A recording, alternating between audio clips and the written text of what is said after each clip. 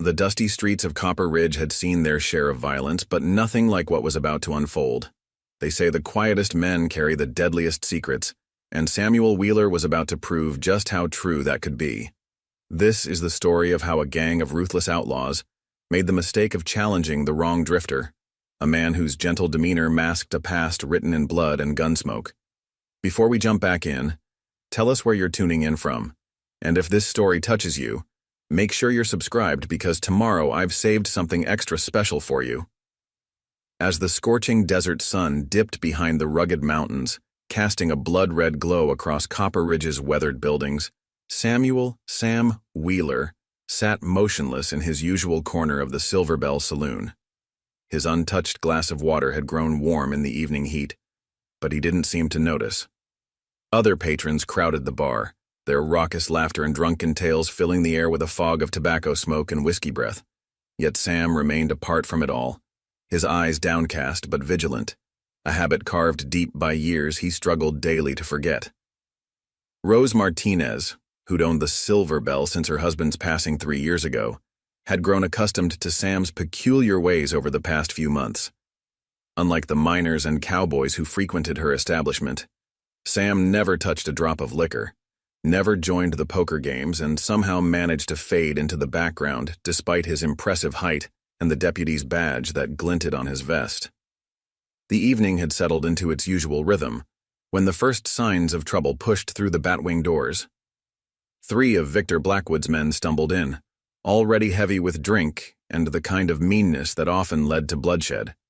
They'd been pushing their luck lately, testing the boundaries of Marshal Crawford's patience with increasingly bold disruptions. Few understood why Crawford had pinned a deputy's badge on such a quiet stranger 2 months ago, making him a lawman alongside the more outspoken Frank Miller. "Well, ain't this a fine establishment?" the tallest of Blackwood's men announced, swaggering toward the bar where Rose worked. His eyes carried a dangerous gleam as he reached across the counter, grabbing her wrist with calloused fingers. "How about some special treatment for Victor Blackwood's finest pretty lady?" Rose winced but kept her voice steady, years of dealing with troublemakers evident in her tone. "Let go of me now, or I'll have no choice but to call the marshal." The man's grip tightened as laughter erupted from his companions. "Marshal Crawford? That old fool knows better than to— Excuse me." Sam's soft voice somehow cut through the noise like a well-honed knife. He rose slowly from his corner, each movement deliberate and careful, as if he were handling something fragile. "The lady asked you to let go." The saloon fell silent as the 3 men turned, their bleary eyes finding the deputy's badge on Sam's chest. The one holding Rose's wrist let out a harsh bark of laughter that held no humor. "Well, would you look at that? Crawford's pet mute finally found his voice." Sam's gaze remained fixed on the floorboards, his hands hanging loose at his sides. "Please release her and leave." "The saloon's closing." "Or what?" Another of Blackwood's men stepped forward, tobacco juice staining his unkempt beard. His hand came to rest on his holstered gun with practiced arrogance. "You gonna make us, deputy?" The moment stretched like pulled taffy until Tommy Hayes, the young deputy who often worked alongside Sam, burst through the saloon doors, his face flushed with urgency. "Sam, there's trouble." He froze, taking in the scene before him with widening eyes. What followed seemed to happen between heartbeats. The man holding Rose shoved her roughly aside and reached for his gun. Before the weapon cleared leather, Sam moved with a grace that seemed impossible for his size. Like water flowing around stones, he closed the distance. 3 precise strikes delivered with almost gentle precision sent the first man crashing to the floor, his unfired gun spinning across worn floorboards. The second man barely registered his companion's fall before Sam's elbow connected with the sweet spot beneath his jaw, dropping him into unconsciousness. The third attacker managed to squeeze off a shot, the sound deafening in the confined space. But Sam was no longer where he had been. Like a shadow slipping between lamplight, he appeared behind his would-be killer. A quick twist of the man's gun arm produced a sharp crack, followed by a howl of pain as the final assailant crumpled. The entire exchange lasted less than 10 seconds. Tommy remained frozen in the doorway, his mouth working soundlessly, while Rose pressed herself against the bar, clutching her bruised wrist.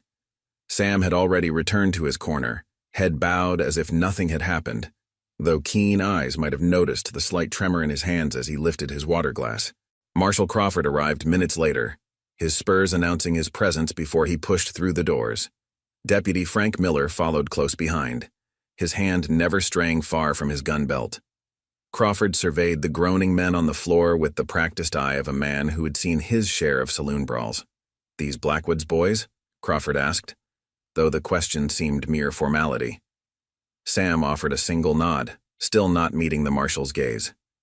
Crawford's weathered face creased with satisfaction. "Good work, son. Frank, Tommy. Get these idiots over to the jail. Let them sleep it off." He turned his attention to Rose. "You all right, Miss Martinez?" "Yes, Marshal," Rose answered, though her eyes remained fixed on Sam's quiet form. "Thanks to your deputy here." Crawford pulled up a chair across from Sam, studying him with the kind of interest a man might show a new breed of rattlesnake. "You know, when you drifted into town 3 months back, barely speaking above a whisper, some folks thought I was touched in the head to offer you a badge. But I've been wearing this star long enough to recognize a man who knows how to handle himself." He leaned forward, lowering his voice. "Though I admit I've never seen anyone move quite the way you just did." Sam finally looked up, meeting Crawford's penetrating stare. Something passed between them, an understanding, perhaps, or a warning. Crawford nodded slowly, then pushed back from the table. "Get some rest, Sam. Tomorrow's gonna be interesting. Blackwood ain't gonna like hearing his boys get handled by one deputy." Crawford adjusted his hat and headed for the door, pausing briefly. "The thing is, I don't much care what Blackwood likes. This is my town." His boots echoed on the wooden sidewalk as he disappeared into the gathering darkness. As night settled over Copper Ridge, Sam remained in his corner, watching the shadows lengthen across the floor. Tomorrow would bring trouble. It always did when men like Blackwood felt their pride had been wounded. But for now, in this quiet moment, Sam allowed himself to remember why he had chosen this town, why he had accepted Crawford's offer of a badge. After 5 years of drifting, running from what he'd been, what he'd done, maybe he had finally found a place worth protecting, if only the past would stay where he'd left it. The following morning dawned harsh and unforgiving over Copper Ridge, the sun already burning away the night's chill, as Sam made his way to Marshal Crawford's office. Word of the incident at the Silver Bell had spread through town like wildfire, whispered over breakfast tables and between shopkeepers opening their stores. Sam noticed the way people's eyes followed him now, some with newfound respect, others with undisguised suspicion. A group of children playing marbles scattered as he passed, their games forgotten in their haste to clear his path. Dr. Emma Parker was just leaving her clinic as Sam walked by.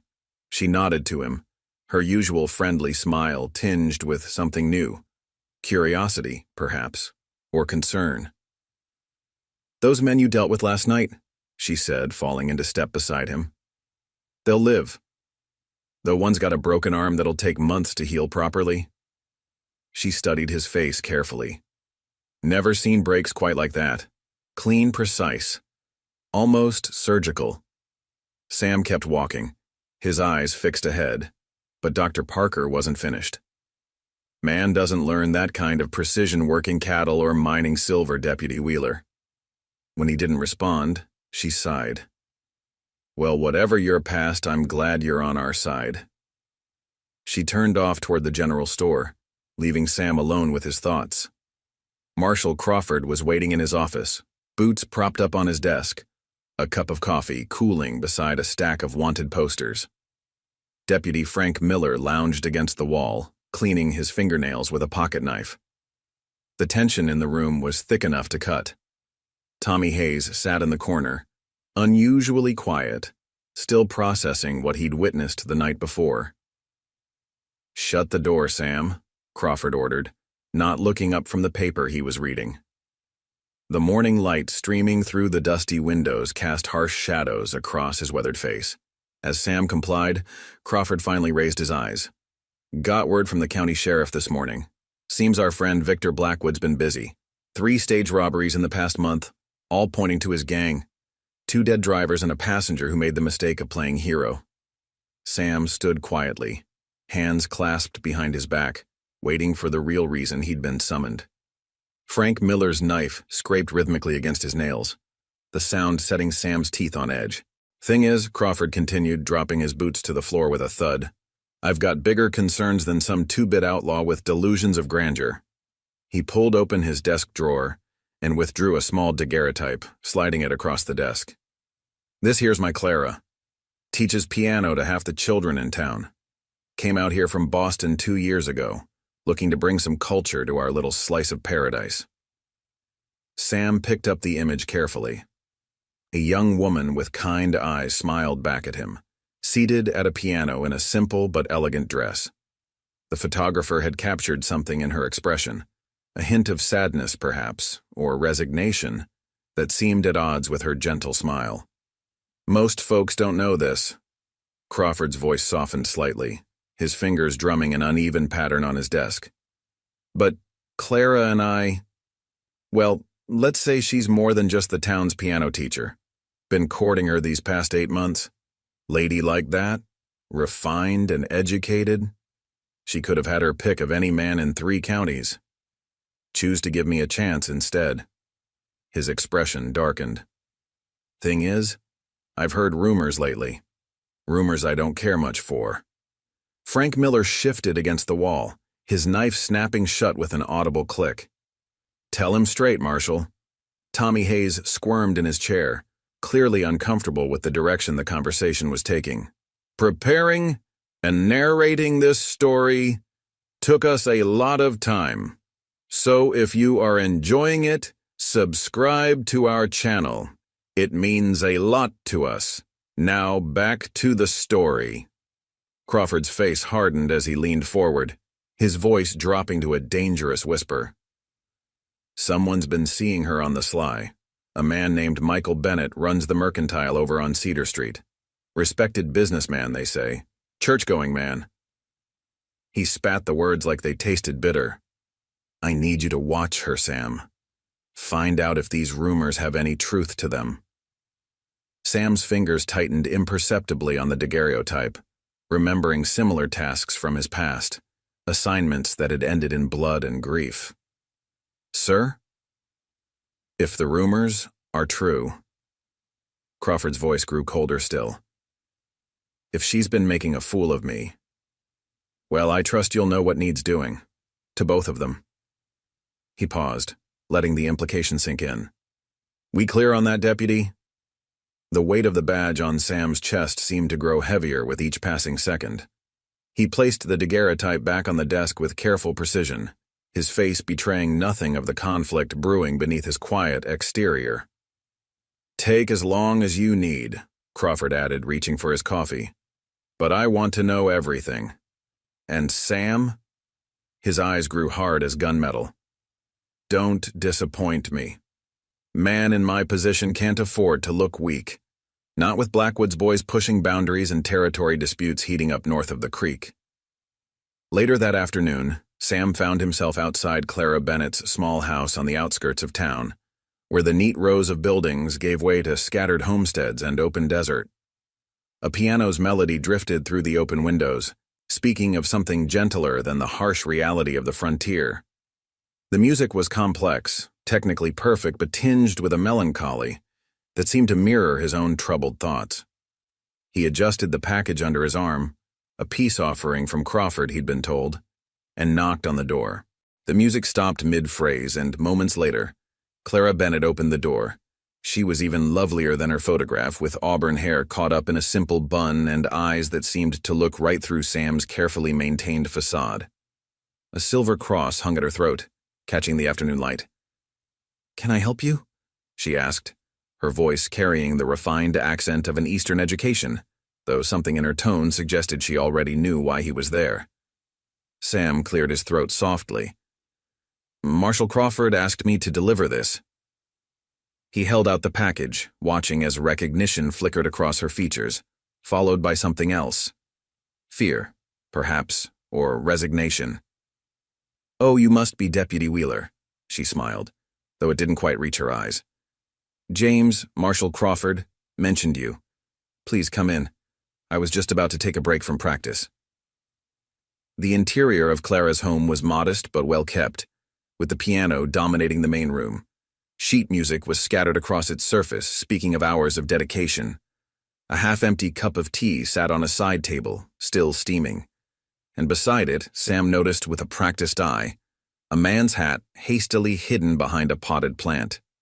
Clara unwrapped the package to reveal a delicate silver picture frame, its surface etched with intricate flower patterns. "It's beautiful," she said softly, though Sam noticed the slight tension in her shoulders, the way her fingers trembled almost imperceptibly as she set it aside. James is always so thoughtful. A knock at the back door made them both turn. Clara's face paled slightly. "I'm sorry, Deputy Wheeler, but I have a student arriving soon. I should prepare." Sam nodded, understanding the dismissal for what it was. He reached into his vest pocket and withdrew a small card, the edges worn smooth from its time there. "If you need anything, Miss Bennett, day or night." She took the card, their fingers brushing momentarily. "Thank you, Deputy. You're very kind." Her eyes met his, and in that brief moment he saw a reflection of his own trapped existence, someone else playing a role they hadn't chosen. As Sam walked away from Clara's house, he noticed movement at the back door. A man slipping inside, carrying what looked like a bouquet of wildflowers. Michael Bennett, no doubt, thinking himself unseen. The merchant walked with the confident air of a man who believed love could conquer all obstacles. Sam had seen that look before, usually right before those obstacles proved fatal. His hand instinctively moved toward his gun but stopped. For the first time since accepting Crawford's badge, he found himself questioning his loyalty to the marshal. The memory of other assignments, other lovers who had died because they dared to follow their hearts, weighed heavily on his conscience. From the window, Clara's piano music resumed, a melancholy tune that seemed to echo Sam's own troubled thoughts. He'd recognized something in her eyes, the same haunted look he saw in his own reflection each morning. The look of someone trying to escape a past, or perhaps a present, that threatened to suffocate them. Sam found a quiet spot behind the livery stable, where he could observe Clara's house without being seen. As the afternoon sun beat down mercilessly, he couldn't shake the feeling that this assignment would change everything. He'd come to Copper Ridge seeking anonymity, a chance to bury his violent past. Instead, he'd found himself caught between duty and conscience once again, with innocent lives hanging in the balance. The sound of Clara's piano continued to drift across the dusty street, a reminder that beauty could exist even in the harshest of places. Sam settled in for his vigil, knowing that sooner or later he would have to make a choice that would shatter the fragile peace he'd found in this frontier town. The week that followed seemed to pulse with growing tension, like the air before a thunderstorm. Sam maintained his vigil over Clara's house, watching from various vantage points throughout Copper Ridge. He'd seen Michael Bennett visit 3 more times, always careful, always looking over his shoulder, but not careful enough for someone with Sam's training. The afternoon heat had driven most townspeople indoors when Deputy Frank Miller found Sam in his usual spot, behind the livery stable. Miller's spurs announced his approach long before his shadow fell across Sam's position. "Blackwood's causing trouble again," Miller drawled, lighting a cigarette with deliberate slowness. "His boys have been asking around town about you. Seems they didn't take kindly to how you handled their friends." He exhaled a stream of smoke into the dusty air. "Man called Lucas Reeves is leading them. Real nasty piece of work from what I hear." Sam remained silent, his eyes fixed on Clara's house where she was teaching a young girl at the piano. The halting notes of a beginner's practice piece drifted across the street. "Thing is," Miller continued, his voice taking on an edge, "Reeves keeps sending messages through Rose at the Silver Bell. Says he wants to meet with you. Make things right." He paused, studying Sam's impassive face. "Marshal Crawford thinks you should ignore him. Says a deputy doesn't answer to outlaws." The practice piece stumbled to a stop, followed by Clara's gentle voice encouraging her student to try again. Sam watched as a shadow passed behind the curtains. Michael Bennett arriving early again. Miller's hand dropped to his gun belt. "You listening to me, Wheeler? Or are you too busy watching the Marshall's woman?" Sam finally turned, meeting Miller's gaze with quiet intensity. "Tell Reeves I'm not interested in meetings." "Yeah?" Miller's lip curled. "And when he keeps pushing? When he decides to make things personal? Then he can come find me himself." Miller's laugh held no humor. "You really are something else, Wheeler. Half the town thinks you're simple because you barely speak. Other half's starting to wonder what you're hiding beneath all that quiet." He dropped his cigarette, crushing it under his boot. "Me? I'm wondering if Crawford made a mistake giving you that badge." As Miller walked away, Sam noticed movement at Clara's window. The piano student was leaving, clutching her sheet music, while Michael Bennett slipped in through the back door. The scene was becoming familiar, too familiar. Soon he'd have to report something to Crawford, and every option before him led to bloodshed. The sun was setting when Sam finally left his post, heading toward the Silver Bell for his usual evening meal. The streets were quieter than normal, townspeople hurrying about their business with nervous energy.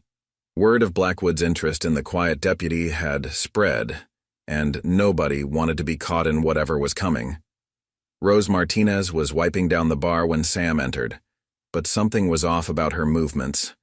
Tension in her shoulders, worry in her eyes. Before she could speak, the back door burst open. Lucas Reeves strode in, flanked by 4 of Blackwood's men, all armed and wearing the sort of smiles that preceded violence. "Well, if it ain't the quiet man himself," Reeves announced, his voice carrying across the now silent saloon. He was tall, with a face scarred from countless fights and eyes that gleamed with cruel intelligence. "Been trying to talk to you proper-like, deputy. Ain't polite to keep a man waiting." Sam remained by the door, his hands loose at his sides. The few patrons in the saloon began quietly making their way to the exits. "See, Mr. Blackwood, he's a reasonable man," Reeves continued, moving closer. "Believes in solving things peacefully like when possible, but you—" He shook his head. "You disrespected his men, made him look weak. That ain't something we can let slide." "Leave," Sam said softly. "While you can." Reeves's face darkened. "Or what? You'll do that fancy fighting of yours again?" His hand dropped to his gun. "Think about fancy moves, friend. They don't mean much against a bullet." The tension stretched like a bowstring drawn too tight. Rose had backed away from the bar, her hand beneath it where Sam knew she kept a shotgun. One of Blackwood's men was nervously fingering his gun belt, while another was slowly trying to circle behind Sam. "Last chance," Sam warned, his voice barely above a whisper. Reeves's draw was fast, but Sam's reaction was faster. Before the outlaw's gun cleared leather, Sam had crossed the distance between them. His movements were fluid, economical, each strike targeting vulnerable points with surgical precision. Reeves went down hard, his unfired gun skittering across the floor. The other men drew their weapons, but Sam was already moving. He used Reeves's falling body as a shield, then launched himself at the nearest gunman. The man's shot went wide as Sam's elbow connected with his throat. The third outlaw managed to fire, the bullet grazing Sam's shoulder, before a precise strike to his knee dropped him howling. The fourth man actually got off 2 shots, splintering the bar behind Sam before finding himself disarmed and unconscious. The last of Blackwood's men turned to run, but Sam's thrown knife caught him in the shoulder, pinning him to the doorframe. The entire fight lasted less than 30 seconds. Rose emerged from behind the bar, shotgun in hand, surveying the groaning men with a mixture of awe and concern. "Sweet Jesus, Sam, what are you?" Sam was already retrieving his knife, his movements betraying no pain from his wounded shoulder. "Send for Tommy Hayes, he can help get them to jail." "Sam," Rose's voice stopped him as he turned to leave. "Blackwood won't let this stand. He can't. Not after this." Sam nodded once, then stepped out into the gathering dark. He could feel blood trickling down his arm, but the wound was minor. He'd had far worse. What troubled him more was the knowledge that this was just the beginning. Blackwood would escalate now, and Crawford would demand action. And somewhere in the middle of it all was Clara Bennett and her forbidden love, another kind of violence waiting to explode. As he walked toward Dr. Parker's clinic, Sam allowed himself a moment of grim reflection. He had come to Copper Ridge hoping to escape his past, but violence had a way of following men like him. Perhaps it was time to stop running and embrace what he truly was. Not the quiet deputy, but the weapon he'd been trained to be. The thought brought no comfort, only resignation. Behind him, the last light faded from the western sky, and somewhere in the distance, a coyote began to howl. Dr. Emma Parker was just about to close her clinic for the night when Sam appeared in her doorway, blood seeping through his shirt sleeve. She took one look at him and wordlessly gestured toward her examination table, lighting additional oil lamps to better see her work. "Word travels fast in Copper Ridge," she said, gathering her supplies. "5 of Blackwood's men, they're saying. Though from what I hear, they'll live to regret crossing you." Her skilled fingers probed the bullet graze on his shoulder. "You're lucky. Any closer and we'd be having a very different conversation." Sam remained silent as she cleaned and bandaged the wound, but his mind was racing. He needed to get back to his surveillance of Clara's house. Michael Bennett usually stayed until sunset, and the sun was getting low. "You know," Dr. Parker continued, her voice carefully neutral as she worked, "I've treated a lot of wounds in my time. Seen every kind of injury a man can suffer out here in the territories." She paused, studying his face. "But the way you fight? I've only seen damage like that once before. After a raid by government-trained phantom fighters during the war. They called them ghost soldiers, men trained to kill with their bare hands." Sam's muscles tensed slightly, but he kept his expression neutral. Dr. Parker noticed anyway. "Marshal Crawford's got no idea what you really are, does he?" She tied off the bandage with practiced efficiency. Then again, maybe that's why he chose you.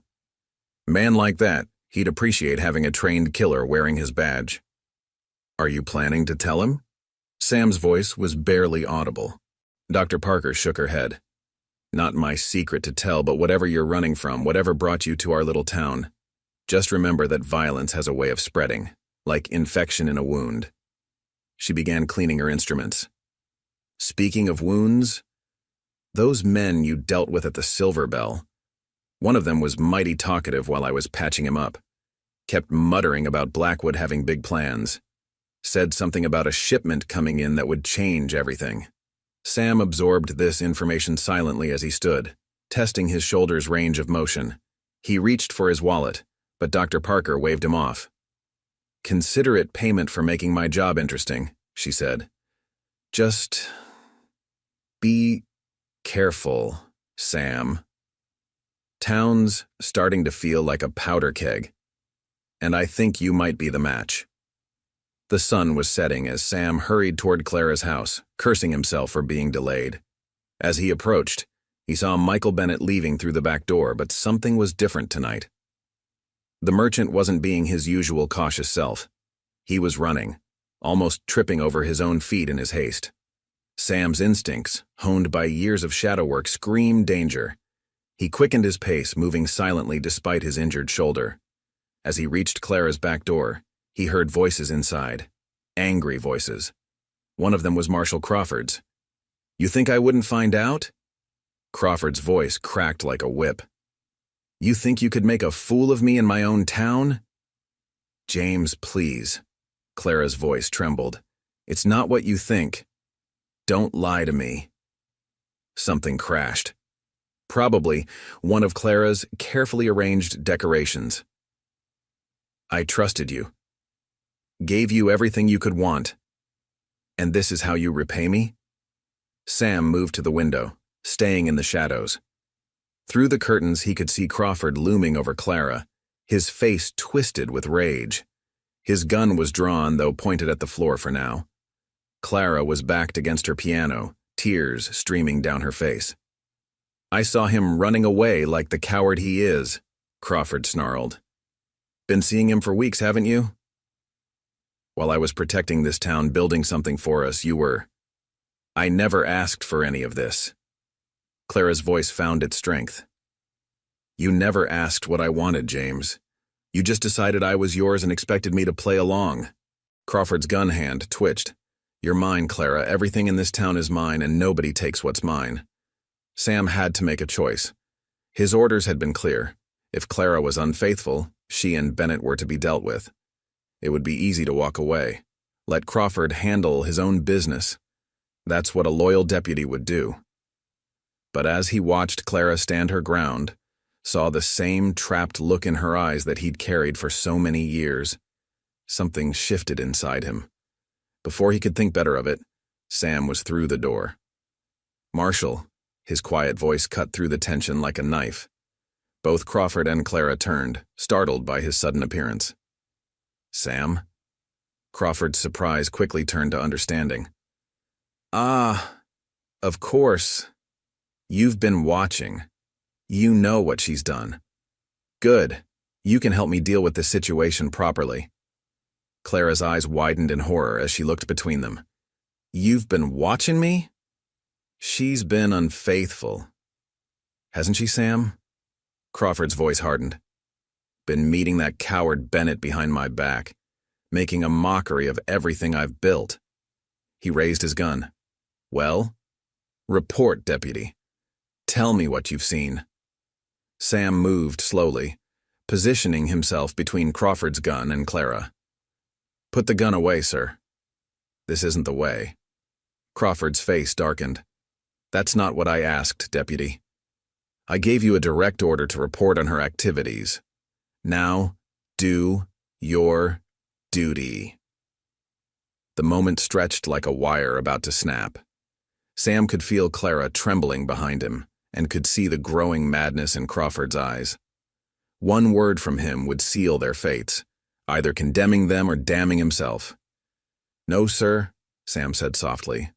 I won't. The look of betrayal that crossed Crawford's face would have been almost comical, if not for the gun now pointing at Sam's chest. I gave you everything, Crawford whispered. A badge, a purpose, a chance to bury whatever darkness you were running from. And this is how you repay me. Some things, Sam replied, his voice steady, are worth more than a badge.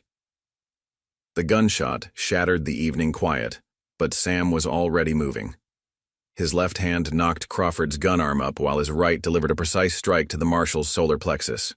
Crawford stumbled back, gasping, but managed to fire again.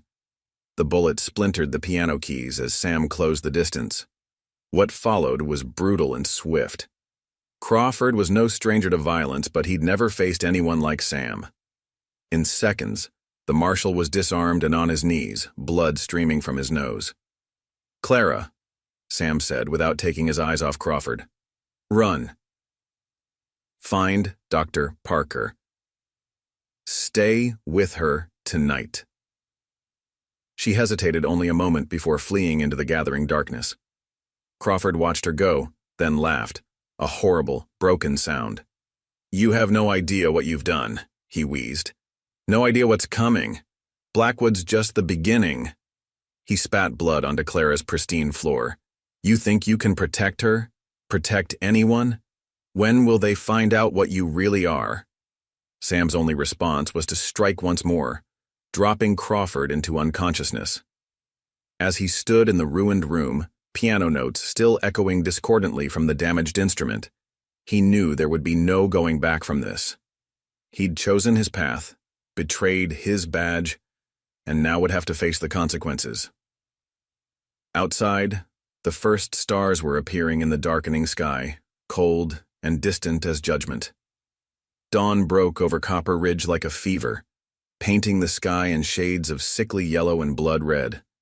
Sam hadn't slept, spending the night watching over Dr. Parker's clinic from the shadows of the abandoned blacksmith's shop across the street. His shoulder wound throbbed with each heartbeat, a constant reminder of the violence to come. Tommy Hayes found him just as the sun cleared the horizon. The young deputy's face was ashen, his usual energy replaced by nervous tension. Sam, you need to come quick. It's bad. Sam followed Tommy through the awakening town, noting how the few early risers hurried indoors at their approach. News traveled fast in Copper Ridge, and by now, everyone would know about his confrontation with Crawford. As they rounded the corner onto Cedar Street, Sam understood why Tommy had come looking for him. Michael Bennett's store had been destroyed. The windows were shattered, merchandise scattered across the dusty street. The words "traitor" had been painted across the storefront in dark red letters that looked disturbingly like blood. Inside, shelves had been overturned and the strong box behind the counter had been torn open and emptied. "Found him in the alley," Tommy said quietly, leading Sam around back. "Dr. Parker's with him now, but—" Michael Bennett lay on a makeshift stretcher, his face so badly beaten it was barely recognizable. Dr. Parker knelt beside him, her medical bag open, but largely untouched. She looked up as Sam approached, her eyes hard. "Nothing I can do," she said flatly. "Internal bleeding, broken bones. They took their time with him." Bennett's eyes fluttered open, fixing on Sam with desperate intensity. His lips moved, trying to form words through broken teeth. Sam knelt closer to hear. Clara," Bennett wheezed. Have to warn—" "She's safe," Sam assured him. "At the clinic." Bennett's hand shot out, grabbing Sam's shirt with surprising strength. "No, take her. Dawn Patrol. Saw them." His grip weakened. "Blackwood's men heading north." His hand fell away as consciousness fled. Dr. Parker checked his pulse and shook her head grimly. "He's gone." Sam stood slowly, his mind racing. The North Road led to Blackwood's territory, and to the abandoned silver mine that served as his base of operations. But something wasn't right. Blackwood was cruel, but he wasn't stupid. Taking Clara, killing Bennett, this felt too messy, too obvious. "Marshall Crawford's gone," Tommy added, shifting nervously. "His house is empty and Frank Miller's missing too. Half the deputies didn't show up for the morning roll call." "They're with him," Sam said softly. This was Crawford's doing, not Blackwood's. "But why?" "Because Crawford owns this town," Dr. Parker interrupted, packing away her unused medical supplies. "And Sam here just showed everyone that maybe he doesn't have as much control as he thinks. This isn't just about Clara anymore. It's about power." Sam turned to Tommy. "Get word to Rose at the Silver Bell. Tell her to spread the message. People need to stay inside today. Things are going to get worse before they get better." "What are you going to do?" Sam checked his gun, the weapon he'd avoided using since coming to Copper Ridge, preferring to handle things with his hands. But some situations required more permanent solutions. "I need weapons and information." "The Kane brothers," Dr. Parker suggested. "They supply most of the guns that move through this territory. Their ranch is about an hour's ride east." "They're not friendly to lawmen," Tommy warned. Sam unbuttoned his shirt, removing the deputy's badge he'd worn these past months. He stared at it for a moment before letting it fall into the dust. "I'm not a lawman anymore." As if to emphasize his words, more gunshots echoed from the north end of town. Sam could see smoke rising, more of Crawford's message to the townspeople about the price of defiance. "Tommy," Sam's voice was quiet but firm, "you're a good kid. Get your family and anyone else you can trust out of town. Head south to Promise City. Telegraph the territorial marshal. Tell him what's happened here. What about you? I'm going to end this." Dr. Parker stepped forward. "You can't take on Crawford and Blackwood's men alone, even with your, particular skills." "Not alone," Sam agreed. "I need to see someone first. Someone who hates Crawford as much as I do now." Understanding dawned in Dr. Parker's eyes. "Victor Blackwood. You think he'll help you?" "Number.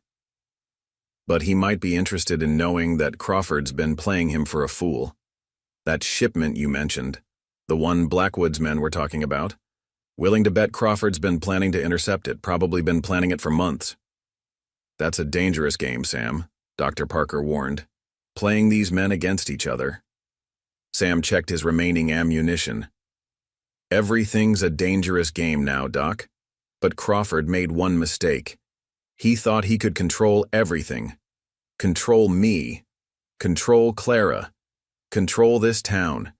He learned that some things can't be controlled. The sound of breaking glass echoed from further in town, followed by more gunshots. Crawford's message was spreading, turning Copper Ridge into a war zone. Tommy, go. Now, Doc, get somewhere safe. Sam turned to face the rising sun, its harsh light illuminating the dust and smoke that were beginning to fill the streets. Copper Ridge is about to earn its name. As Sam walked away, Dr. Parker called after him. What happened to the quiet deputy who never wanted trouble? Sam paused but didn't turn around. He died last night, in a room with a broken piano and shattered promises. He headed for the livery stable, his steps purposeful. The time for quiet was over. Crawford had forced his hand, awakening something Sam had tried to bury since coming to Copper Ridge. Now the ghost soldier would show them all why some men were better left in peace. Behind him, the town continued to burn, and somewhere to the north Clara waited for rescue. Sam just hoped she could forgive him for what he was about to become. The Kane brothers' ranch sat like a fortress on the eastern edge of the territory, a compound of weathered buildings surrounded by a high wooden wall. Sam approached on foot, leaving his horse hidden in a nearby grove. The morning sun cast long shadows across the dusty yard as he walked toward the gate, his boots kicking up small clouds with each step. 2 armed men watched his approach from the wall, rifles trained on his chest. That's far enough, one called out. State your business. Here to see Joe and Billy Kane, Sam replied, keeping his hands visible. About a business opportunity. The guards exchanged glances. Ain't taking new customers today. Turn around and ride out. Tell them it's about Crawford's shipment, Sam said quietly, and Blackwood's involvement. A tense moment passed before one of the guards disappeared from the wall. Minutes later, the heavy wooden gates creaked open. A burly man with a scarred face gestured for Sam to enter, first relieving him of his gun. The compound's interior was a maze of storage buildings and weapon crates. Men worked methodically, cleaning and organizing firearms of every description. Sam was led to a large barn that had been converted into an office of sorts, where the Kane brothers waited. Joe Kane was the older of the two, lean and weathered with eyes like chips of ice.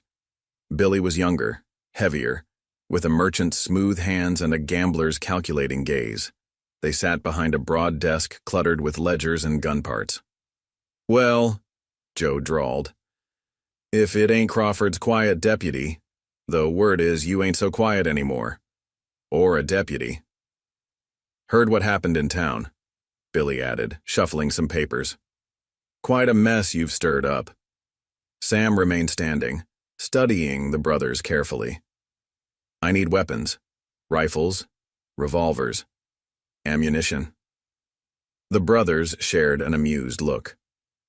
We're legitimate businessmen, Billy said, spreading his hands. We only sell to properly authorized buyers. Law enforcement, military contracts. Like the shipment you're sending to Blackwood? Sam interrupted. The one Crawford's planning to hijack, the temperature in the room seemed to drop. Joe's hand moved beneath the desk, likely to be a hidden weapon. That's dangerous talk, friend. The kind that gets men killed.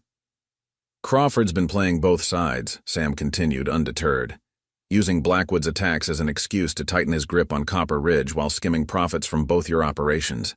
The shipment's his endgame. Take the weapons, blame Blackwood's gang for any deaths, and use it as an excuse to bring in territorial forces. Billy leaned forward. And why should we believe you? Because Crawford just showed his true colors. Killed an innocent man, kidnapped a woman, and turned his deputies loose on the town. Sam's voice remained steady. Man like that, he won't stop at double-crossing Blackwood. Once he has your weapons, what's to stop him from coming after you next? The brothers exchanged another look, this one less amused. Joe spoke first. Even if what you're saying is true, why come to us? Why not go straight to Blackwood? Because I need weapons first. Can't walk into Blackwood's camp empty-handed. And after? Billy asked. What's your play here? Sam met their gaze unflinchingly. Crawford dies. Blackwood too if he stands in my way. After that, I don't care about your business arrangements. Silence filled the barn as the brothers considered his words. Finally, Joe nodded to one of the guards, who left quickly. You know, he said conversationally. We've been in this business a long time. Seen all kinds of men come through here, soldiers, outlaws, lawmen, but there's something different about you. The way you move, Billy added. The way you hold yourself. Reminds me of stories I heard during the war, about special units the government trained. Men who could kill with their bare hands. Ghost soldiers, they called them. The guard returned carrying a long wooden crate, which he placed on the desk. Joe opened it slowly, revealing a pristine Winchester rifle and 2 Colt revolvers, along with several boxes of ammunition. Consider this a gesture of good faith, Joe said. But understand something.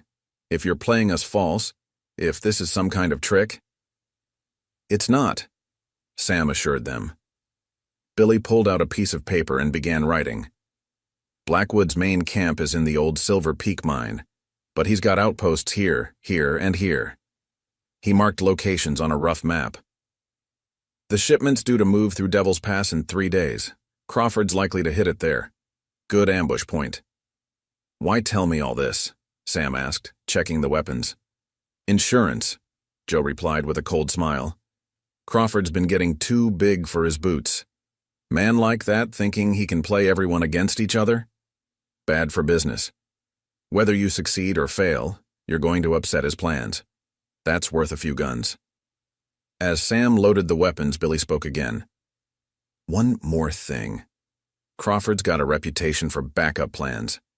Man doesn't make a move without 3 ways to win. Whatever you think you know about what's going on, guarantee there's more to it. Sam nodded, securing the rifle to his back and the revolvers in his holsters. As he turned to leave, Joe called out, Hey, ghost soldier. When you see Crawford, tell him Joe Kane sends his regards. Outside, the sun had climbed higher, burning away the morning shadows. Sam mounted his horse, the new weapons a familiar weight he'd hoped never to carry again. But Crawford had forced this, had awakened something that should have stayed buried in the past. As he rode toward Blackwood's territory, Sam reflected on the Kane brothers' warning. Crawford would have contingency plans, wheels within wheels.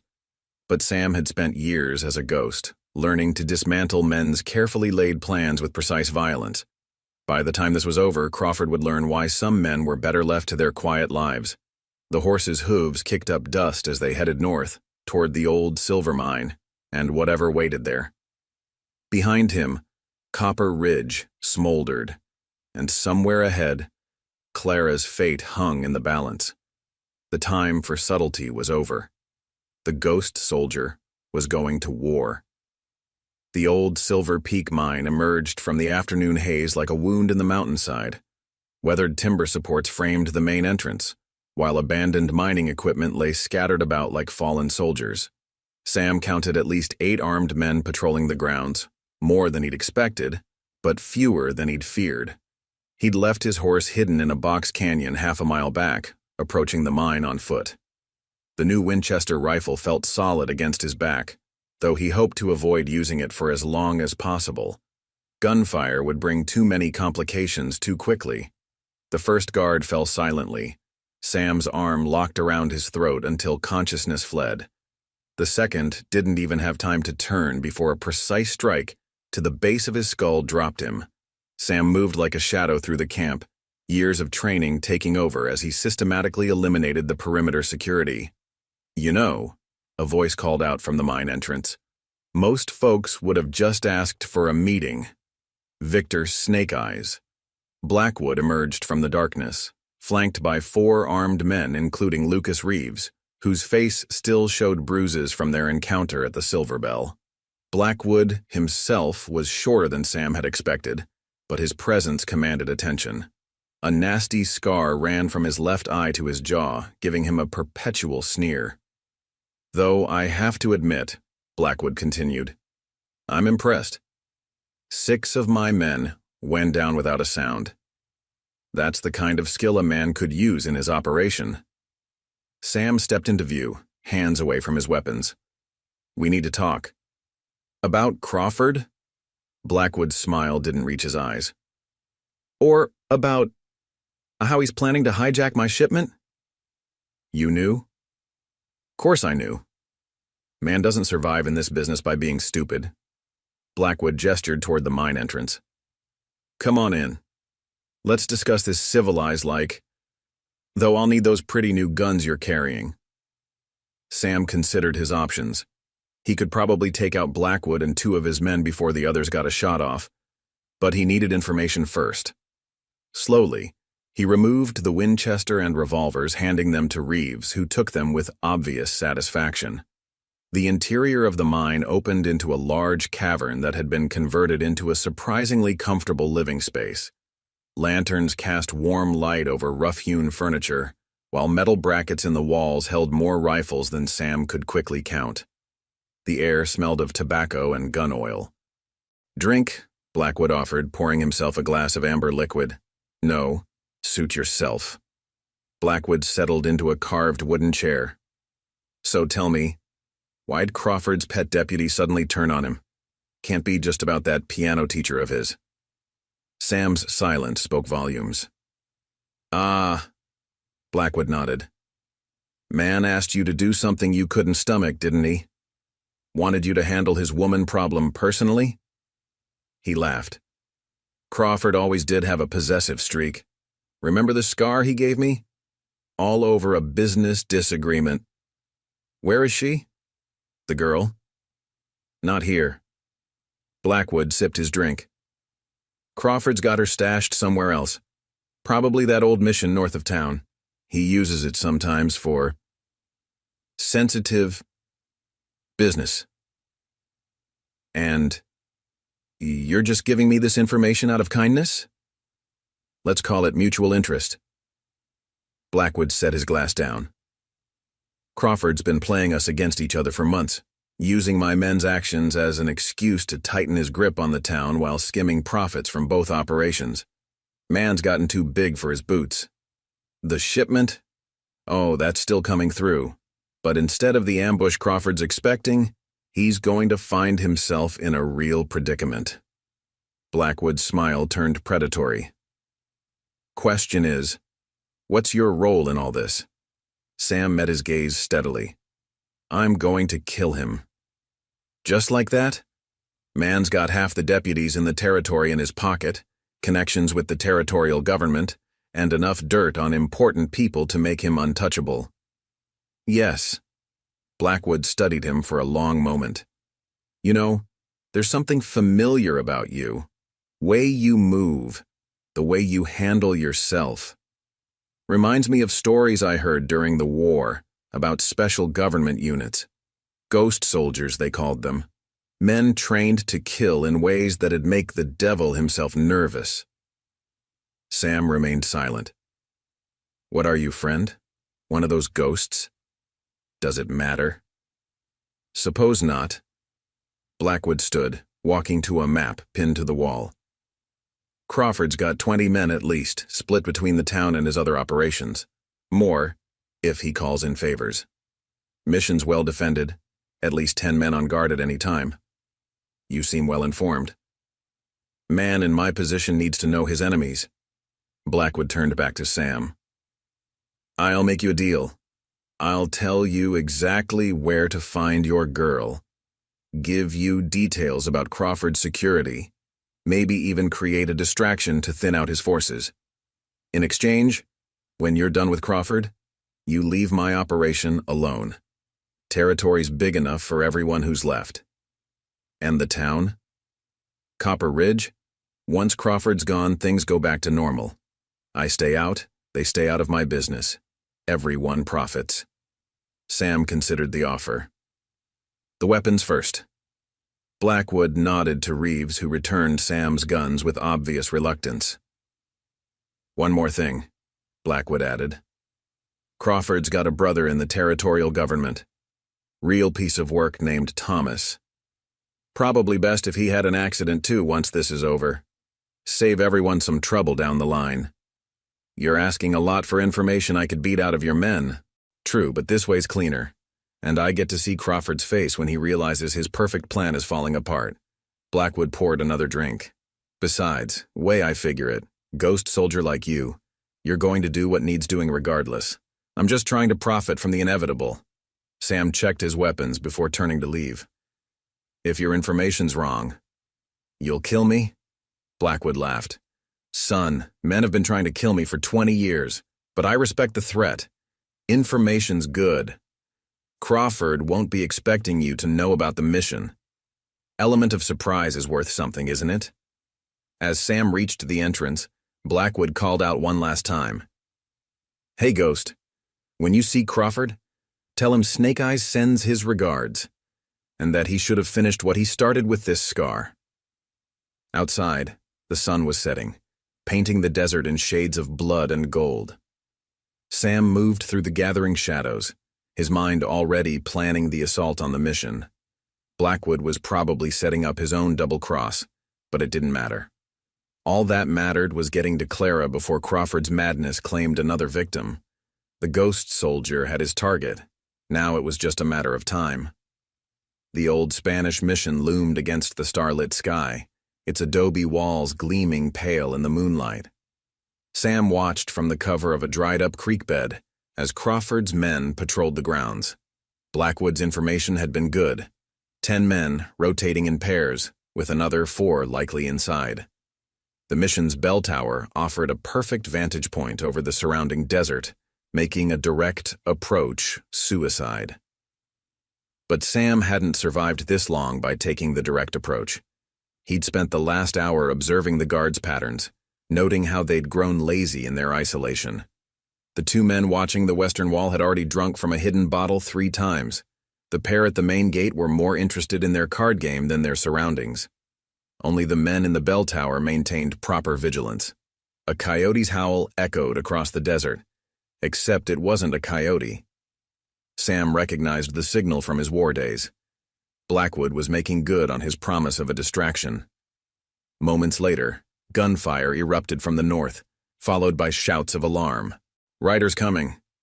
At least 20 of them. The card players abandoned their game, rushing to reinforce the north wall. The drunk guards stumbled toward the commotion, leaving their post unmanned. Sam smiled grimly. Blackwood might be planning to double-cross him later, but for now, their interests aligned perfectly. Using the chaos as cover, Sam moved like a shadow along the western wall. The mission's old stonework offered plenty of handholds, and soon he was pulling himself onto the roof of a storage shed. From there, he had a clear view of the interior courtyard. Crawford's remaining men were focused entirely on the northern threat, none of them thinking to watch their backs. Sam dropped silently into the courtyard, staying in the deep shadows cast by the mission's walls. A quick glance through a window showed him what he needed. Clara, tied to a chair in what had once been the mission's chapel, with Deputy Frank Miller standing guard. Sam drew one of his revolvers, then thought better of it. Gunfire would draw too much attention. This would have to be handled quietly. The chapel's side door wasn't locked.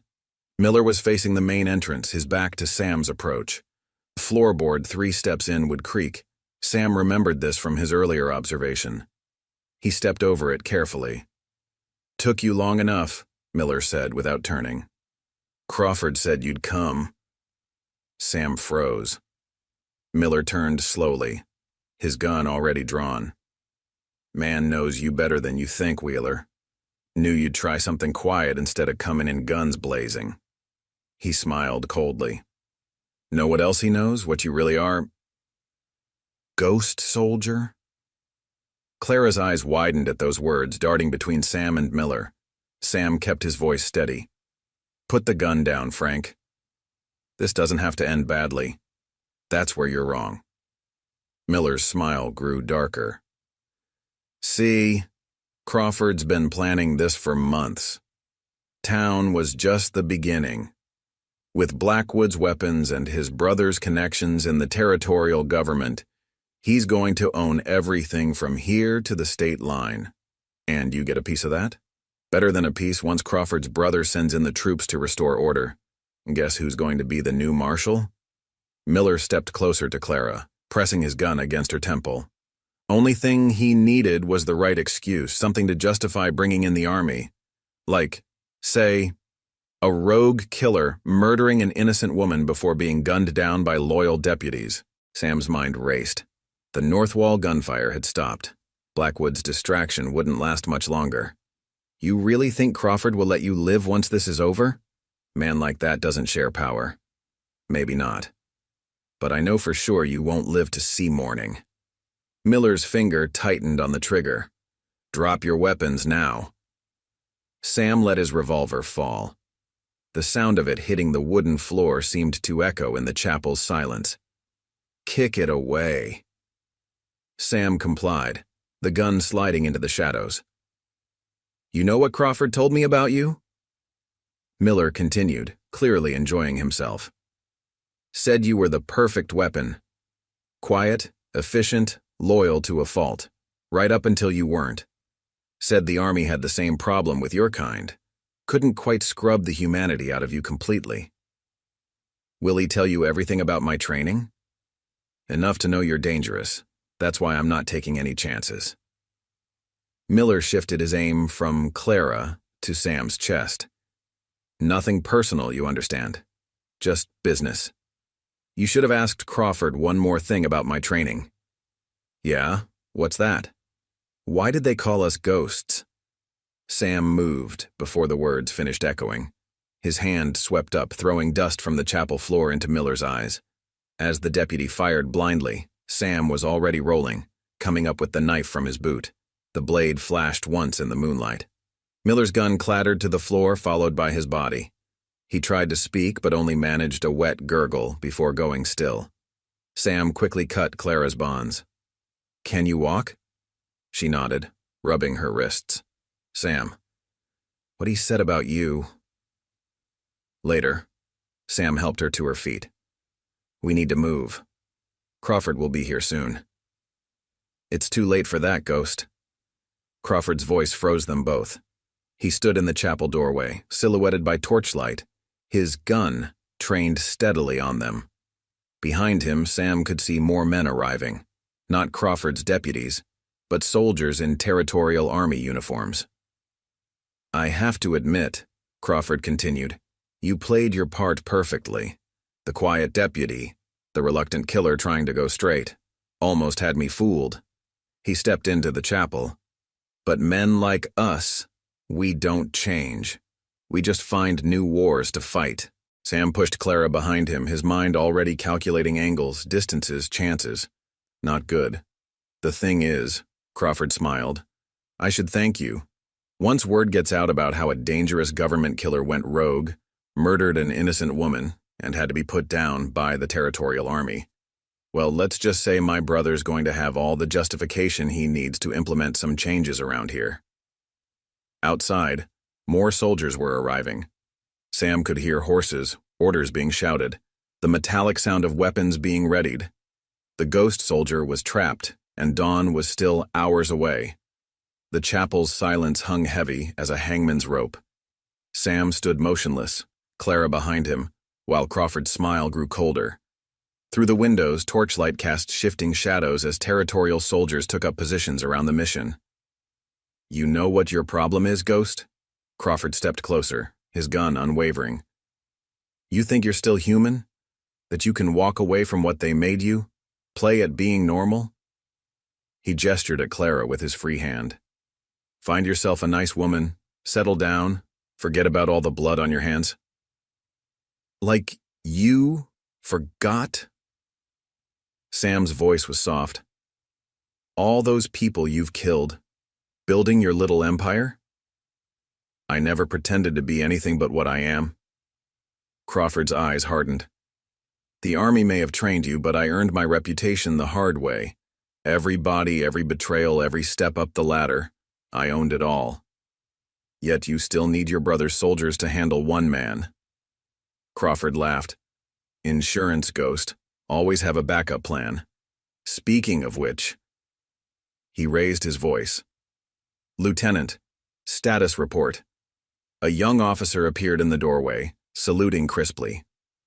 Perimeter secured, sir. Blackwood's men have withdrawn to the north. We found 4 bodies in the courtyard. It looks like your rogue killer's work. Excellent.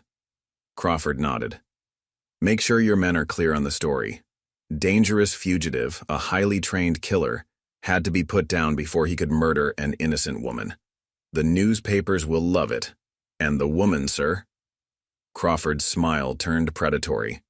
Sadly, we weren't quite fast enough to save her. Tragic. Clara's hand gripped Sam's arm. James, please. This isn't you. The man you knew was a mask. Crawford cut her off. A convenient fiction to keep the town calm while I built something real. But now? He gestured at the soldiers outside. Now I don't need masks anymore. By this time tomorrow I'll control everything from here to Threely, but her death will ensure the territorial government has the justification it needs to implement martial law. Can't have dangerous killers running loose in our communities, after all. State line, and you two will be convenient martyrs to the cause of progress. Sam's mind raced, evaluating options. The knife he'd used on Miller was still in his hand, hidden behind his leg.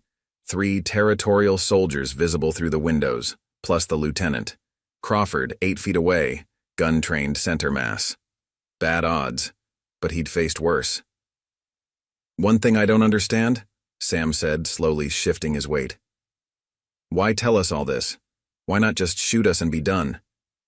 Professional courtesy, I suppose. Crawford shrugged. One killer to another. Besides, I wanted you to understand. Everything you tried to build here, all your attempts at redemption, they were doomed from the start. Men like us don't get second chances. You're right about that. The words had barely left Sam's mouth when several things happened at once.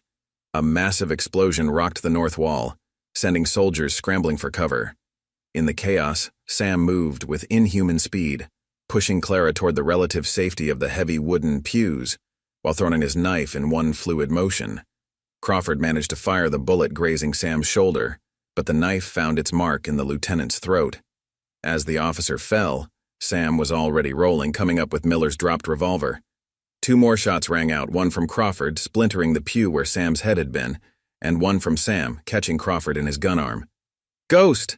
Blackwood's voice carried over the chaos outside. Now would be a good time to wrap this up.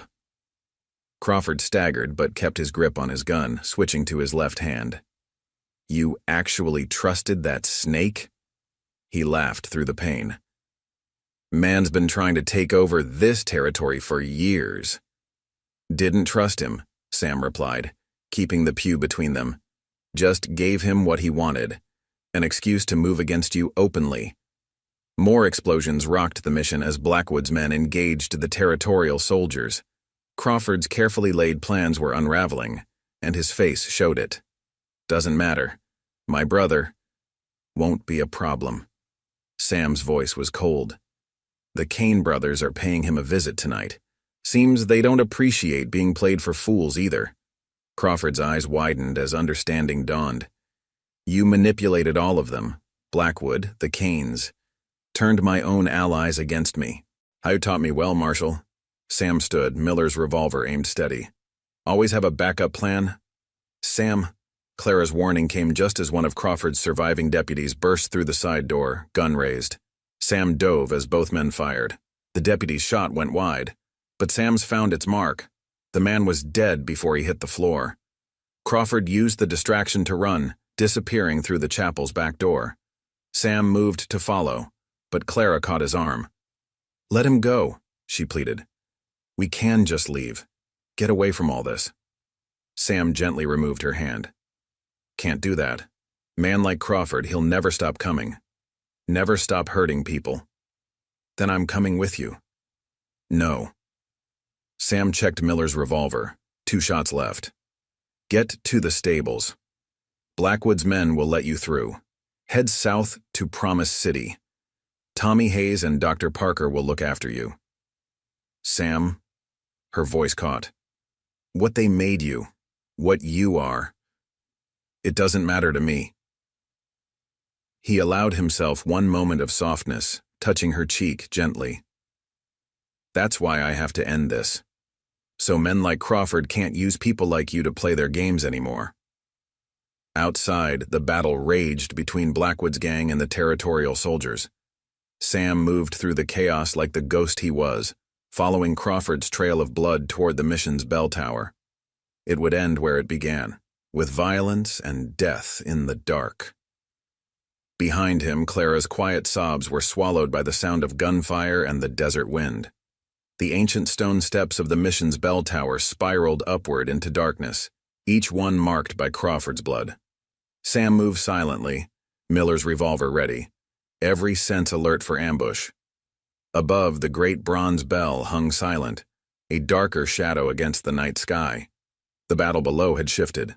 Blackwood's men had drawn most of the territorial soldiers away from the mission, their gunfight echoing across the desert. But Sam knew better than to think Crawford was finished. Men like him always saved something for last. The top of the tower opened onto a narrow platform surrounded by stone arches. Crawford stood with his back to the bell, his wounded arm held tight against his chest, his left hand gripping his revolver. Blood had soaked through his shirt, but his eyes burned with familiar intensity. You know what's funny? Crawford's laugh was harsh in the thin air. All those months watching you play the quiet deputy, I knew something wasn't quite right. Man with your training doesn't just walk away from what he is. Maybe I wanted to try. Try what, being normal? Crawford spat blood. Look around you, Ghost. Look what happened to everyone who trusted you. The town's probably burning by now. Blackwood's men and my brother's soldiers killing each other in the streets, and poor, sweet Clara. His smile turned cruel. Well, she learned the hard way what happens when you trust a killer. Sam stepped onto the platform, keeping the bell between them. This ends tonight, Crawford. Does it? You really think killing me changes anything? Crawford gestured toward the distant lights of Copper Ridge. Territory's changing, Ghost. Men like us, we're just the beginning. Soon there'll be more soldiers, more laws, more men in suits deciding who lives and who dies. Progress, they call it. You're stalling. Maybe. Crawford's smile widened. Or maybe I'm just wondering if you checked how many shots you had left in Miller's gun. Sam's finger tightened on the trigger. 1 shot left. He'd kept count through habit. But Crawford couldn't know that. See, that's the difference between us, Crawford continued. You rely on your training, your instincts. Me, I plan. Like having my men replace half the ammunition in the garrison with duds before this started, or making sure Miller's gun was 2 shots short of full when he took his post. The implications hit Sam just as Crawford raised his own weapon. You always were a good student of human nature, Ghost. Knew you'd go for the fallen gun instead of risking a throw with your knife. Yet here we are. Sam kept his aim steady. 1 shot each. True, but I've got one more lesson to teach you. Crawford's grin turned feral. About backup plans. The hidden door in the platform floor burst open behind Sam. He spun, firing his last shot instinctively. The territorial soldier who'd been waiting below died instantly, but the distraction was all Crawford needed. His bullet took Sam high in the back, sending him staggering against the stone railing. See? Crawford approached slowly, savoring the moment. That's why you failed, all that skill, all that training, but you never learned to think ahead, to plan for every contingency. Sam tried to straighten, but his legs wouldn't cooperate. The stone felt cold against his back as he slid down, leaving a trail of blood on the ancient rocks. I have to admit, Crawford continued, you surprised me with Blackwood and the Canes. Didn't think you had that kind of manipulation in you. But in the end, he pressed his gun to Sam's forehead. In the end, the ghost is just another dead man. You're right. Sam's voice was barely a whisper. About planning ahead. Crawford's eyes widened as he felt the knife press against his ribs, the same knife Sam had retrieved from the dead lieutenant's throat during the chaos below. In the excitement of his victory, Crawford had forgotten the most important lesson. Always search a dead man for weapons. That's not possible, Crawford gasped as the blade slid home. You're shot. Yes. Sam pushed the knife deeper. But ghost soldiers learn to work through pain. To finish the mission no matter the cost. Crawford tried to bring his gun around, but his wounded arm betrayed him. The weapon clattered to the platform as he stumbled backward, hitting the bell with a dull boom that echoed across the desert. You can't... Blood bubbled from Crawford's lips. My brother is already dead. Sam forced himself to stand, though every movement was agony. The Kane brothers sent their regards. Crawford slumped against the bell, leaving a crimson smear on the ancient bronze. His eyes held something Sam had never seen there before. Fear. What are you? Just a ghost. Sam's second knife, the one from his boot, flashed once in the starlight, putting another monster to rest. The bell tolled once more as Crawford's body fell against it, then slid lifeless to the platform. Below, the sounds of battle were fading as dawn began to paint the eastern sky in shades of rose and gold. Sam stumbled to the railing, his vision growing dark at the edges. He could see riders moving away from the mission, Blackwood's men withdrawing now that their part was played. In the distance, Copper Ridge stood peaceful, unaware that its future had just been decided in blood and shadow. The ghost soldier's last mission was complete, but as Sam's legs finally gave out and the stone rushed up to meet him, his thoughts weren't of violence or revenge. Instead, he remembered Clara's music drifting through the evening air, the one moment of peace he'd found in all his years of darkness. The mission bell rang one final time, marking the end of a killer's reign and a ghost's attempt at redemption. As consciousness faded, Sam smiled. Perhaps some ghosts could find peace after all. Then the darkness took him, and the desert wind carried away the last echoes of the bell's mournful song. The morning sun had barely cleared the horizon when Dr. Emma Parker found Sam's body on the bell tower platform. He lay in a pool of dried blood beside Crawford's corpse, his hand still gripping the knife that had ended the marshal's reign. To her surprise, he was still breathing. Barely. I need help up here, she shouted down to Tommy Hayes, who had accompanied her to the mission. He's alive! The next few hours passed in a blur of desperate medical work. Dr. Parker had seen her share of bullet wounds during her years in Copper Ridge, but Sam's injuries went beyond anything in her experience. In addition to Crawford's shot, he had 2 other bullet wounds she hadn't known about, plus dozens of older scars that told their own stories of violence. Ghost soldiers, she muttered as she worked, remembering the stories from the war. They really did make you hard to kill. Tommy paced nervously nearby, his young face pale with worry. Doc Riders coming from town looks like Rose Martinez and some others. Good. I need more supplies. She pressed another bandage against Sam's wounds. Go down and fill them in, and Tommy, check on Clara. She shouldn't be alone after what happened. As Tommy hurried away, Dr. Parker noticed Sam's eyes flickering open. Stay still, she ordered. You've lost enough blood to kill 3 men. Crawford? His voice was barely a whisper. Dead. Along with his brother, from what I hear. The Kane brothers were very thorough. She began cleaning another wound. Blackwood's men withdrew north at dawn. Territorial soldiers either fled or surrendered when they realized their commander was dead. Town's quiet now. Sam tried to move but couldn't. Clara? Safe. Tommy Hayes got her to Promise City last night, just like you asked, though I expect she'll be back once she hears you survived. Dr. Parker's voice softened. You did it, Sam. Crawford's empire is finished. A ghost of a smile crossed his pale lips. Not just Crawford. Ah. You mean Blackwood? She nodded understandingly.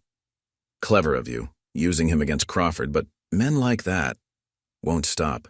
Sam's eyes closed again. Territory's changing, like Crawford said. That's tomorrow's problem. Dr. Parker heard horses in the courtyard below, Rose arriving with supplies. For now, you need to rest. But Sam was already unconscious again, his breathing shallow but steady. Dr. Parker studied his face, noting how even in unconsciousness he maintained that look of quiet readiness. Some habits, it seemed, couldn't be trained away. Rose Martinez burst into the room carrying medical supplies. Her usually immaculate appearance was disheveled, and her eyes widened at the sight of blood. "Mary, Mother of God, he's alive." "Barely." Dr. Parker accepted the supplies gratefully. "What's happening in town?" "Chaos." Rose set down more bandages. Crawford's remaining men either fled or turned themselves in. But that's not the strange part. She lowered her voice. "Riders came in from the north an hour ago. Said they found Blackwood's camp at the old silver mine. Everyone is dead." Dr. Parker's hands still. "Everyone?" "Shot clean through the head. Every one of them, including Blackwood himself." Rose crossed herself.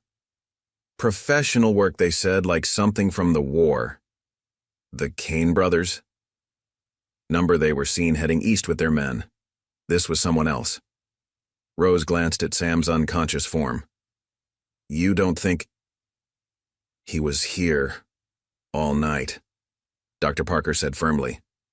"Focus on what matters. Crawford's dead, the territory's free of both gangs, and the town survived." Rose nodded, but her expression remained troubled. "There's more. Territorial governor's representative is riding in from Promise City.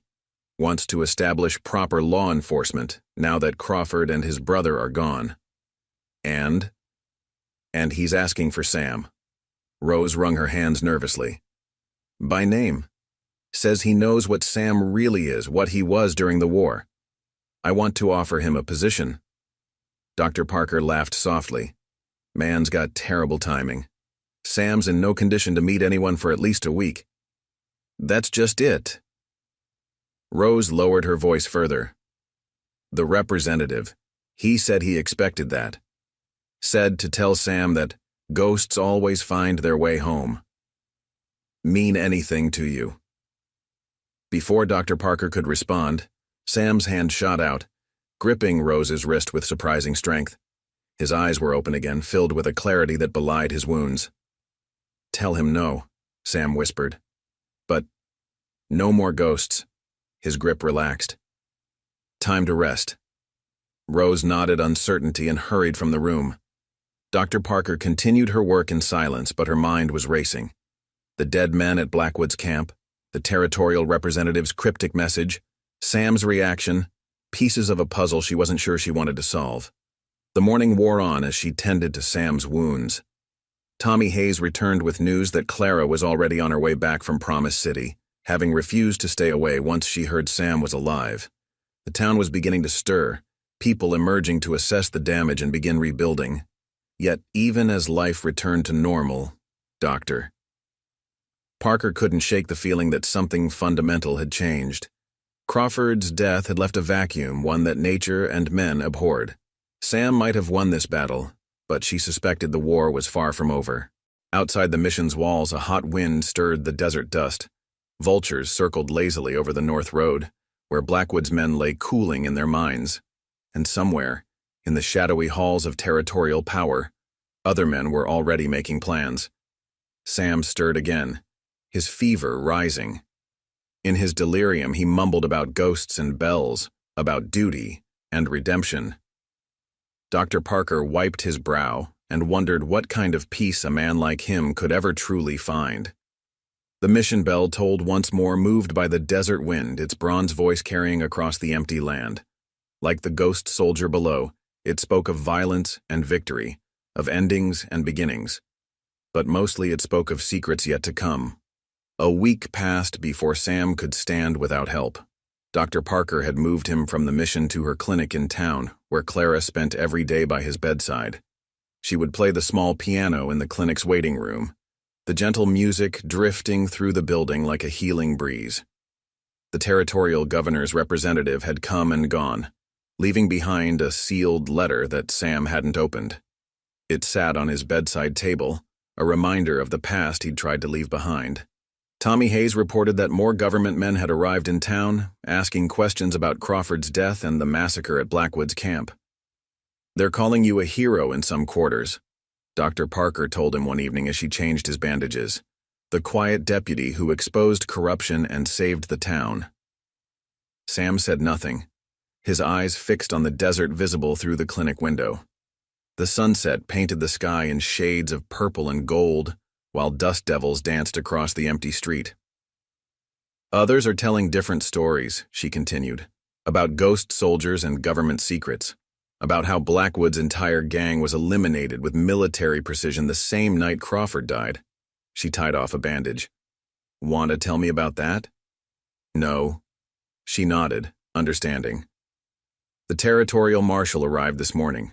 Says the governor's offering you a full pardon for any past activities. Plus a badge if you want it. Town needs a new marshal, after all. Sam's silence spoke volumes. Didn't think so. She gathered her supplies. Clara's waiting outside. Should I send her in? He nodded once, and moments later Clara entered. She looked better than she had a week ago, though shadows still lingered in her eyes.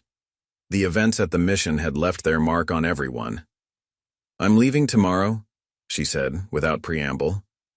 Taking the stage to San Francisco. My sister lives there. She's been asking me to join her for years. Sam watched a hawk circle in the darkening sky. You could come with me, Clara continued softly.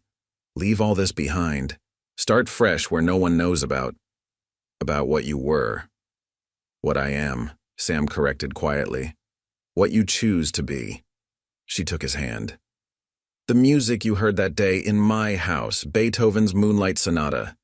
You smiled then. Really smiled. That man, the one who found peace in music? That's who you could be. Sam finally turned to meet her gaze. Could I? Yes. She squeezed his hand. But you won't. Will you? He looked back to the window. The hawk had disappeared, but in the distance, riders were approaching town. More government men, probably, coming to untangle the web of violence and secrets Crawford's death had exposed. They'll never stop coming, he said softly. Men like Crawford, like Blackwood. The territory's changing, like they said, becoming something new. And you think you have to stop them? There was no accusation in her voice, only understanding. Someone has to stand in the shadows, keep the peace that good people build. Clara stood, straightening her dress. The stage leaves at noon. If you change your mind... She leaned down and kissed his cheek gently. Thank you, Sam, for everything. After she left, Sam reached for the sealed letter on his bedside table. The government seal cracked easily, revealing orders he'd known would come. More corruption to fight, more secrets to bury, more ghosts to create. The territory was vast, and shadows were spreading. The next day, he watched from Dr. Parker's window as Clara's stage disappeared into the desert haze. She hadn't looked back, and he was glad. Better to remember her as she had been, playing piano in a sunlit room, offering a ghost a glimpse of peace. Tommy Hayes brought his horse around sunset. The young deputy had grown in the past weeks, hardened by what he'd seen but not broken by it. He'd make a good lawman someday. Sure you won't stay? Tommy asked as Sam checked his saddlebags. Town needs men like you. No, Sam replied. It needs men like you. Men who still believe in the light. Dr. Parker emerged from her clinic, holding a package. Medicines, she explained, handing it to him. And something else you might need. Sam opened the package slightly, revealing a familiar badge. Not Crawford's, but a new one. Understanding dawned as he recognized the territorial marshal's star. Your choice, Dr. Parker said quietly. But sometimes a badge is useful, even for a ghost. Sam mounted carefully, his wound still healing. The badge went into his saddlebag, neither accepted nor rejected. The future would decide its purpose. Where will you go? Tommy asked. North. Sam adjusted his hat against the setting sun. There's trouble brewing in the high country. Men disappearing, gold shipments being robbed. Territory needs watching. And the government men? Will find what they expect to find. Sam gathered his reins. Ghost stories and empty graves. Dr. Parker stepped forward. The territorial representative. He said others like you might come. Other ghosts looking to settle scores. Let them come. Sam's voice carried the weight of certainty. I'll be waiting. With a touch of his spurs, Sam Wheeler, the quiet deputy, the ghost soldier, the man who had dared to dream of peace, rode north into the gathering dark. Behind him, Copper Ridge's lights began to twinkle like earthbound stars, while ahead, the endless desert waited with its secrets and shadows. The mission bell tolled once more, perhaps moved by the wind, perhaps marking the passage of another soul seeking redemption. Its bronze voice echoed across the empty land, speaking of violence and mercy, of duty and choice, of ghosts who walked in daylight and men who lived in shadow. But mostly, it spoke of a truth Sam had finally accepted. Some men weren't meant for peace. They were meant to guard it from the darkness, to stand eternal watch so others could live in the light. The ghost soldier rode on, leaving only footprints in the desert dust. Tomorrow would bring new battles, new shadows to fight. But for now, in the space between sunset and starlight, he allowed himself to remember the sound of piano music and the brief, sweet taste of what might have been. Then, the darkness swallowed him and only the wind remained to mark his passing. Up next, you've got 2 more standout stories right on your screen. If this one hits the mark, you won't want to pass these up. Just click and check them out. And don't forget to subscribe and turn on the notification bell so you don't miss any upload from us.